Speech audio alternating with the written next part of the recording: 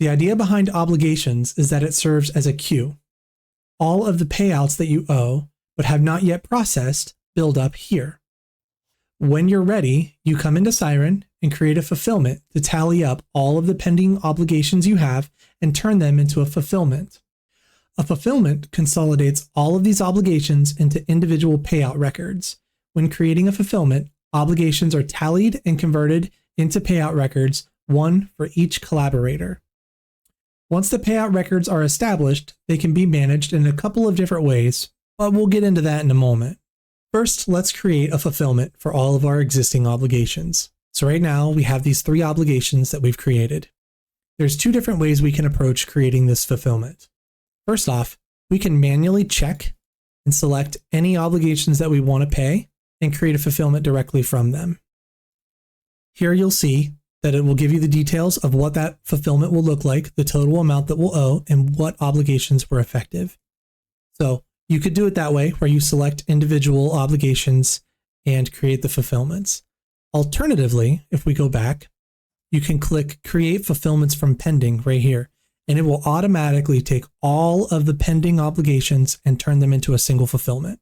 And the process is the same. It'll show you the same screen as you saw just a minute ago. The only difference is if there were more pending obligations than what we had selected, the amounts would be different. Whenever you're ready, you just click Generate Fulfillments.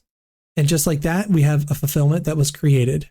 Now back on our obligations screen, you'll see that we have all of our obligations are set as a status of complete. And you'll also notice that a payout ID has been associated with each obligation. You'll also notice that Steven's 2 obligations here both have the same payout ID, whereas Brad has a different ID. And that's because all of the obligations for each collaborator were compiled into a single payout ID, tallied up and set up inside of the fulfillment. And you can even click on this payout ID right here, and it'll actually filter the obligations based on which payout ID that's associated with. So this allows you to see which obligations were handled by which payouts.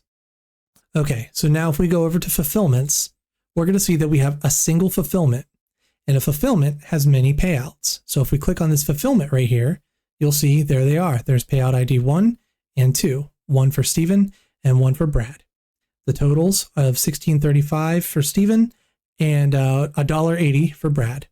And if we go back to obligations, you'll see $1.80, and then this must add up to whatever the fulfillments are for the other one. Now that we have taken all of the obligations and we have merged them into the fulfillment, now we can go about handling paying these individual collaborators for the money that we owe them. And we also have a ledger and a backlog with all of the information on how every single obligation was paid, when it was paid, and where it was paid. So all of that documentation can be useful for auditing purposes or your own statistics or anything like that. There are a couple different ways that you can handle paying a fulfillment. The first one is to just manually go through and pay them. So you can select one and click Mark as Paid and click Apply. And once you do that, it will mark it as paid. So, as long as you actually paid it, it'll be marked as paid. You can also go back and mark it as unpaid at any time. Alternatively, you can click Fulfill Payouts. And what this will do is it will let you export a CSV file of all of the payouts in this fulfillment, and it will automatically mark all of them as paid. So when you click Download CSV, it's going to download this CSV file that you can then use to import into your payment processor or whatever it is.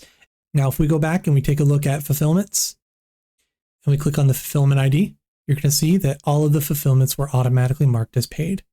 Now, again, if after doing this, you run into some kind of problem with any of these and you want to mark it as unpaid now, you can do that at any time.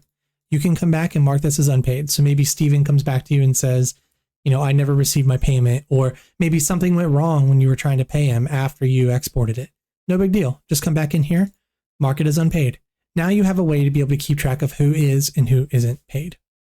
Okay, so that is a complete flow of start to finish, from initial engagement with a customer all the way through obligations, conversions, and fulfillment.